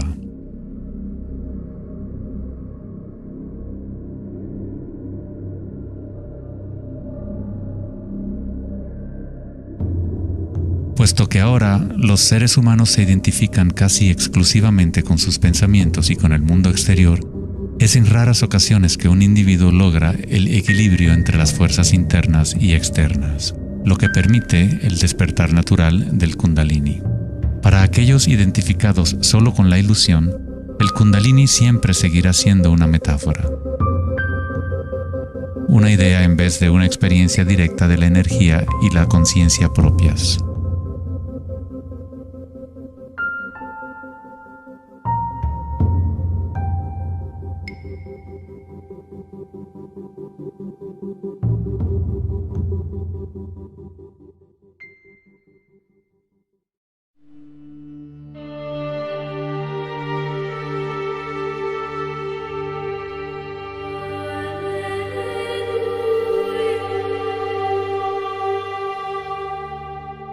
La vida, la libertad y la búsqueda de la felicidad.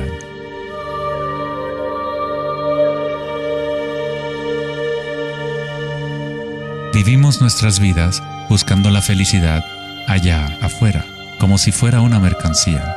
Nos hemos convertido en esclavos de nuestros propios deseos y anhelos.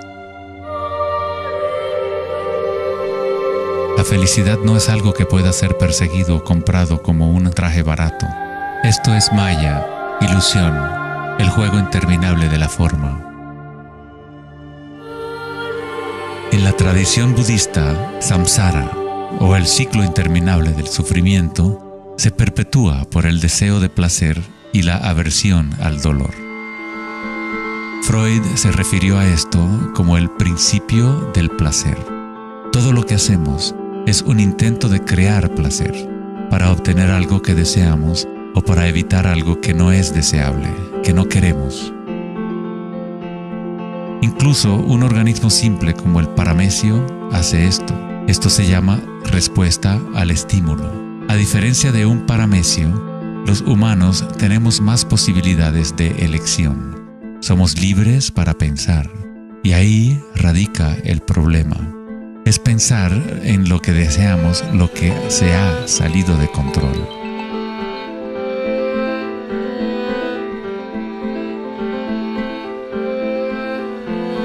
Safety systems armed. 10, 9, 8, 7, 6, 5, 4, 3, 2, 1, 0, and liftoff of Endeavour, going where East and West do meet at the International Space Station. El dilema de la sociedad moderna es que tratamos de entender el mundo no en términos de conciencia interna arcaica, sino cuantificando y calificando lo que percibimos como el mundo externo, a través de medios científicos y mentales. Pensar solo ha llevado a pensar más y a formular más preguntas. Anhelamos conocer el secreto que crea el mundo y orienta su camino, pero consideramos esta esencia como si estuviera fuera de nosotros, no como una cosa viviente e inherente a nuestra propia naturaleza. Fue el famoso psiquiatra Carl Jung quien dijo: aquel que mira hacia afuera sueña, aquel que mira hacia adentro despierta. No tiene nada de malo desear estar despierto, ser feliz.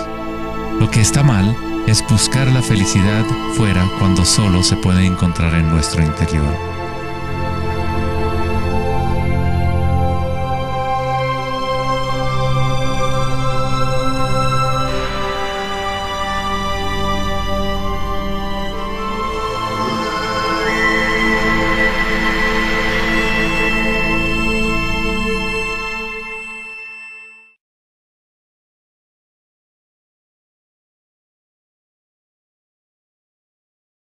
Más allá del pensamiento. El 4 de agosto de 2010, en la conferencia Techonomy en Lake Tahoe, en California, Eric Schmidt, director ejecutivo de Google, mencionó una estadística asombrosa. Cada 2 días creamos la misma cantidad de información que hemos creado desde los albores de la civilización hasta el año 2003. Es algo así como 5 exabytes de datos. Nunca en la historia de la humanidad hemos usado tanto la mente y nunca había habido tanta confusión en el planeta. ¿Podría ser que cada vez que pensamos en una solución a un problema, creamos 2 problemas más? ¿De qué sirve pensar tanto si no conduce a una mayor felicidad? ¿Somos más felices? ¿Más ecuánimes? ¿Más alegres como resultado de tanto pensar? O quizás nos aísla, nos desconecta de una experiencia más profunda y más significativa de la vida.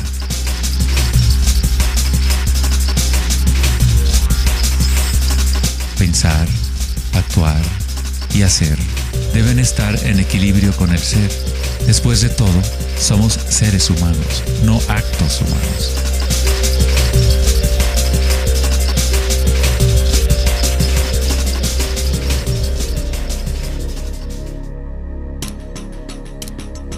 Queremos un cambio y queremos estabilidad al mismo tiempo. Nuestros corazones se han desconectado de la espiral de la vida, de la ley del cambio, mientras nuestras mentes pensantes nos conducen hacia la estabilidad, la seguridad y la pacificación de los sentidos. Con una fascinación morbosa, observamos asesinatos, tsunamis, terremotos y guerras. Constantemente tratamos de ocupar nuestra mente, llenándola de información.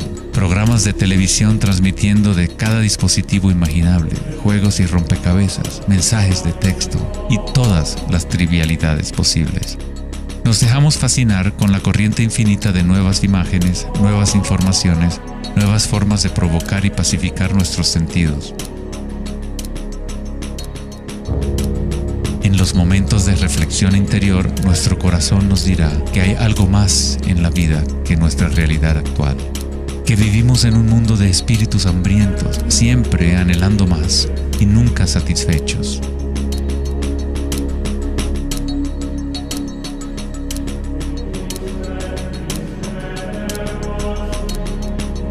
Hemos creado una vorágine de datos que vuelan alrededor del planeta para facilitar más pensamientos, más ideas sobre cómo arreglar el mundo, para solucionar los problemas que solo existen porque la mente los ha creado. Los pensamientos han creado todo el lío en el cual nos encontramos actualmente. Libramos guerras contra enfermedades, enemigos y problemas. La paradoja es que aquello que resistes, persiste. Cuanto más te resistes a algo, más se fortalece.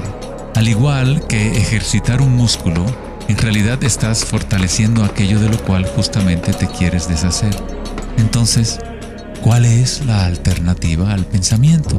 ¿Qué otros mecanismos pueden utilizar los seres humanos para existir en este planeta?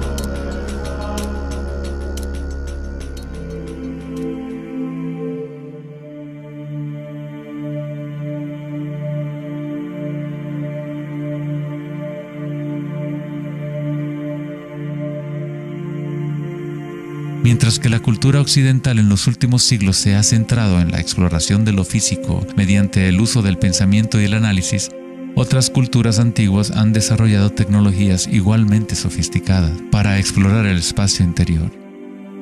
Es la pérdida de nuestra conexión con nuestro mundo interior lo que ha creado un desequilibrio en nuestro planeta.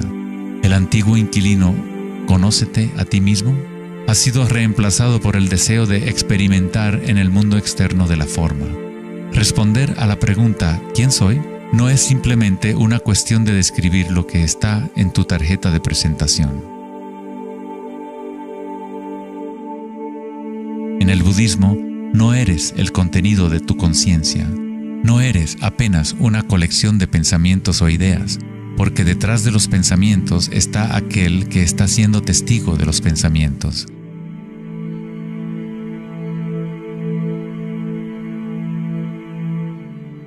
El dicho enfático, «Conócete a ti mismo», es un koan del Zen, un acertijo sin respuesta.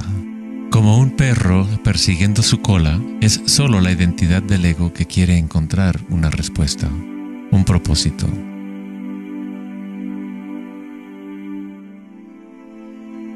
La verdad de lo que eres no necesita una respuesta, pues todas las preguntas fueron creadas por la mente egoica. No eres tu mente.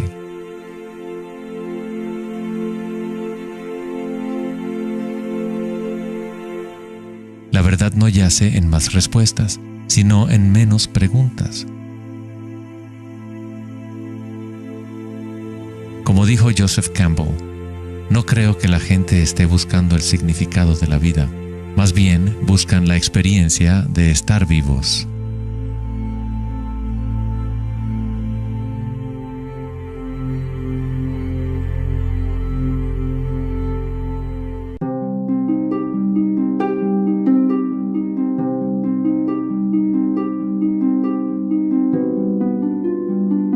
Cuando al Buda le preguntaron, ¿qué eres?, simplemente dijo, estoy despierto.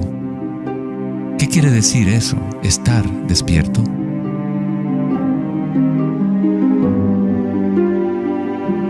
El Buda no dice exactamente qué es, porque el florecimiento de cada vida individual es diferente, pero sí dice algo, es el fin del sufrimiento.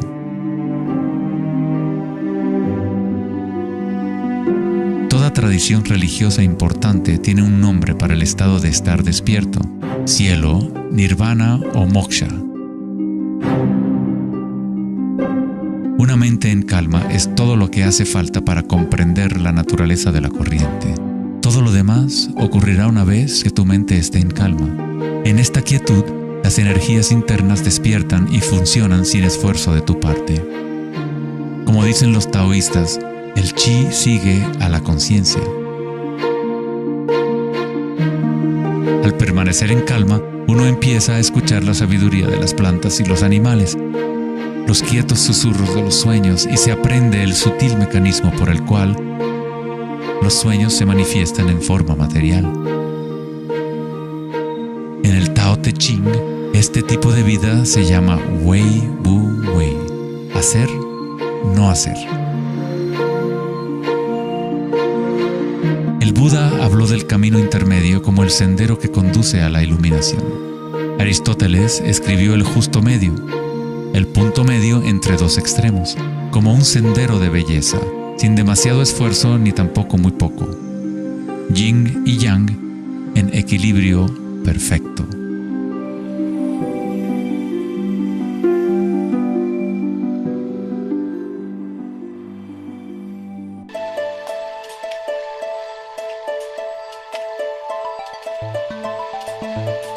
La noción de Vedanta sobre Maya, o la ilusión, es que no experimentamos el medio ambiente en sí, sino una proyección creada por los pensamientos. Por supuesto, tus pensamientos te permiten experimentar el mundo vibratorio de cierta manera, pero nuestra ecuanimidad interior no tiene que estar supeditada a acontecimientos externos. La creencia en un mundo externo independiente del sujeto que percibe es fundamental para la ciencia. Pero nuestros sentidos solo nos entregan información indirecta. Nuestras nociones acerca de este mundo físico creado por nuestra mente están siempre filtradas por nuestros sentidos y, por lo tanto, siempre son incompletas. Hay un campo de vibraciones que subyace en todos los sentidos. Las personas con una condición llamada sinestesia a veces sienten este campo vibratorio de diferentes maneras. Los sinestésicos pueden ver los sonidos como colores o formas, o las cualidades asociadas de un sentido hacia otro. La sinestesia se refiere a una síntesis o amalgama de los sentidos. Los chakras y los sentidos son como un prisma que filtra una serie de vibraciones. Todas las cosas del universo están vibrando a diferentes velocidades y frecuencias. El ojo de Horus se compone de 6 símbolos.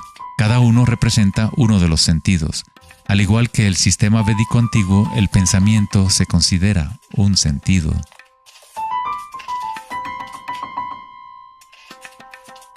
Los pensamientos se perciben simultáneamente como sensaciones que se experimentan en el cuerpo. Surgen de la misma fuente vibratoria. El pensamiento es simplemente una herramienta, uno de los 6 sentidos, pero lo hemos llevado a un estado tan elevado que nos identificamos con nuestros pensamientos. El hecho de que no identificamos el pensamiento como uno de los 6 sentidos es muy significativo. Estamos tan inmersos en nuestros pensamientos que al tratar de explicar el pensamiento como un sentido es como explicarle a un pez el agua. ¿Agua? ¿Qué agua?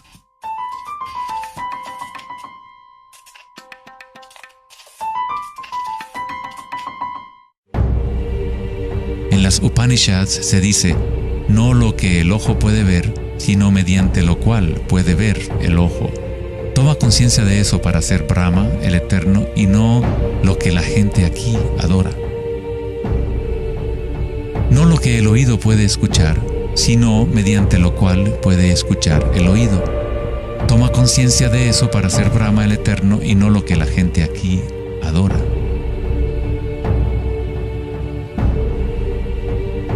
No lo que el habla puede iluminar, sino mediante lo cual el habla puede iluminarse. Toma conciencia de eso para ser Brahma, el Eterno, y no lo que la gente aquí adora.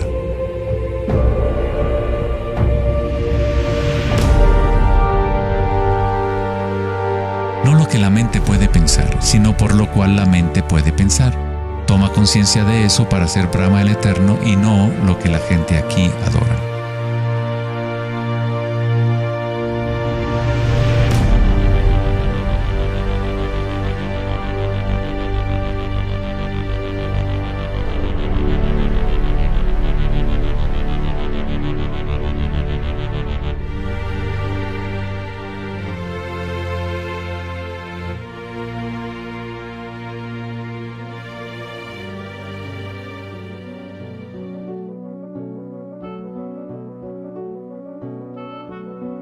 la última década, grandes avances se han llevado a cabo en el ámbito de la investigación cerebral. Los científicos han descubierto la neuroplasticidad, un término que expresa la idea de que el cableado físico del cerebro cambia según los pensamientos que se mueven a través de él. Como expresó el psicólogo canadiense Donald Hebb, las neuronas que se ponen en marcha al mismo tiempo se conectan entre sí. Las neuronas se conectan al máximo cuando una persona entra a un estado de atención ininterrumpida. Lo que esto significa es que es posible dirigir tu propia experiencia subjetiva de la realidad. Literalmente, si tus pensamientos son de temor, preocupación, ansiedad y negatividad, estás incrementando la conexión para que surjan más pensamientos similares. Si diriges tus pensamientos hacia el amor, la compasión, la gratitud y la alegría, creas la conexión para repetir esas experiencias. ¿Cómo hacerlo cuando estamos rodeados de violencia y sufrimiento? ¿No es esto una especie de engaño o vana ilusión? La neuroplasticidad no es lo mismo que la noción de la nueva era que dice que creas tu realidad con pensamientos positivos. En realidad es lo mismo que el Buda enseñó hace 2500 años. La meditación vipassana o la meditación introspectiva podría describirse como neuroplasticidad autodirigida. Aceptas tu realidad tal como es, como realmente es. Pero tú lo experimentas en el nivel raíz de la sensación, en el nivel vibratorio o energético, sin prejuicio o la influencia del pensamiento. A través de una intención ininterrumpida en el nivel raíz de la conciencia, se crea la conexión para una percepción completamente diferente a la realidad.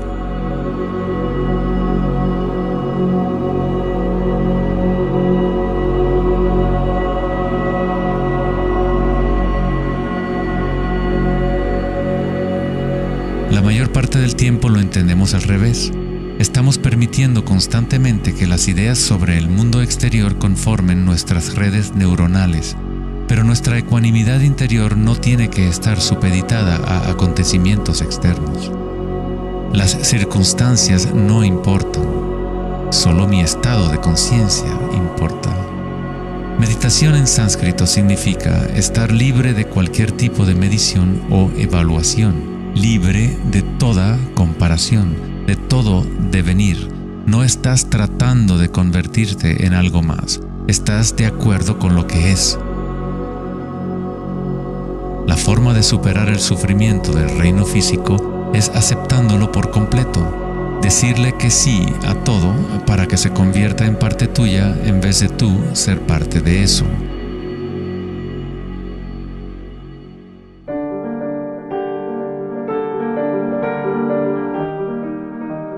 ¿Cómo se puede vivir de tal manera que la conciencia deje de estar en conflicto con su contenido? ¿Cómo puede uno vaciar el corazón de las ambiciones mezquinas? Debe haber una revolución total en la conciencia, un cambio radical en la orientación del mundo exterior al interior. No es una revolución provocada solo por la voluntad o el esfuerzo, sino también por la entrega total, la aceptación de la realidad tal como es. Solamente desde el corazón podemos tocar el cielo. Rumi. La imagen del corazón abierto de Cristo transmite de forma poderosa la idea de que uno debe abrirse al dolor. Uno debe aceptar todo si desea permanecer abierto a la fuente de la evolución. Esto no significa que te conviertes en un masoquista. No buscas dolor, pero cuando el dolor viene, lo cual inevitablemente ocurre, simplemente aceptas la realidad tal como es en lugar de anhelar otra realidad. Los hawaianos han creído durante mucho tiempo que es a través del corazón que aprendemos la verdad. El corazón tiene su propia inteligencia, tan obvia como la del cerebro. Los egipcios creían que el corazón, y no el cerebro, era la fuente de la sabiduría humana. El corazón era considerado el centro del alma y la personalidad.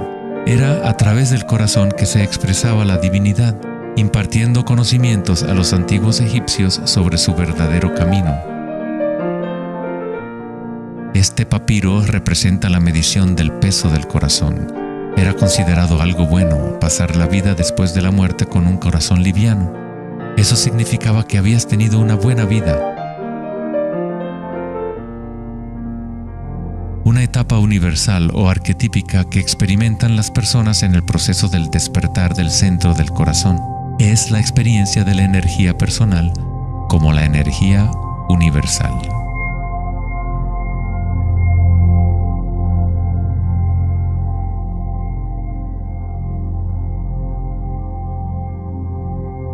Cuando te permites sentir este amor, ser este amor, cuando conectas tu mundo interior con el mundo exterior, entonces todo es uno. ¿Cómo podemos experimentar la música de las esferas? ¿Cómo se abre el corazón?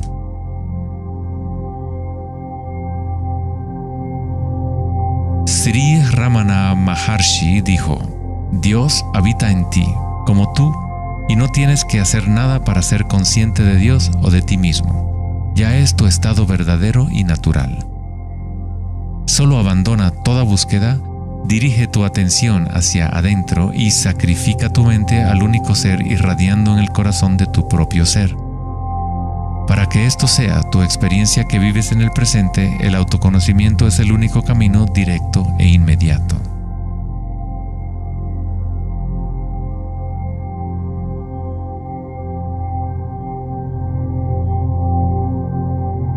Cuando concilias y observas las sensaciones internas, tu vitalidad interior, estás observando en realidad el cambio. Esta fuerza del cambio es el surgimiento y la muerte que ocurren cuando la energía cambia de forma. El grado en que una persona ha evolucionado o alcanzado la iluminación es el grado en que uno ha adquirido la capacidad de adaptarse a cada momento o a transmutar la corriente de circunstancias humanas, siempre cambiantes, el dolor y el placer en gozo.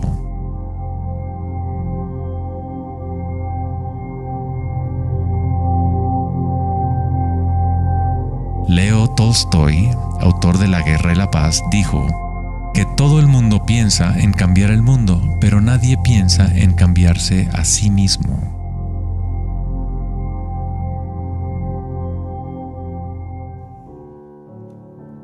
Darwin dijo que la característica más importante para la supervivencia de la especie no es la fuerza o la inteligencia, sino la capacidad de adaptación a los cambios.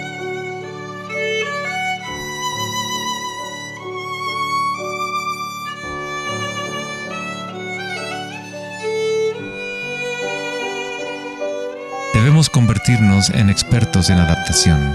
Esta es la enseñanza budista de Anicca. Todo está surgiendo y desapareciendo, cambiando. El cambio es constante. El sufrimiento existe solo porque nos apegamos a una forma particular.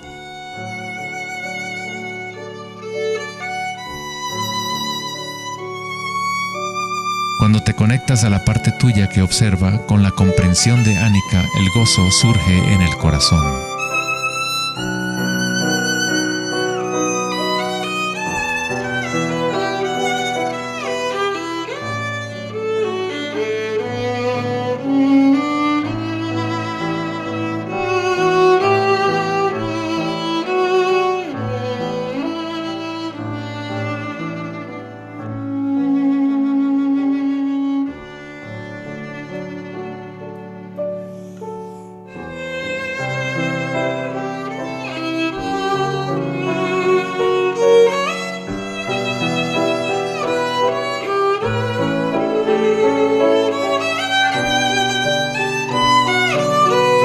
Santos, sabios y yogis a lo largo de la historia han descrito de una manera unánime la unión sagrada que se produce en el corazón, ya sean las obras de San Juan de la Cruz, los poemas de Rumi o las enseñanzas tántricas de la India.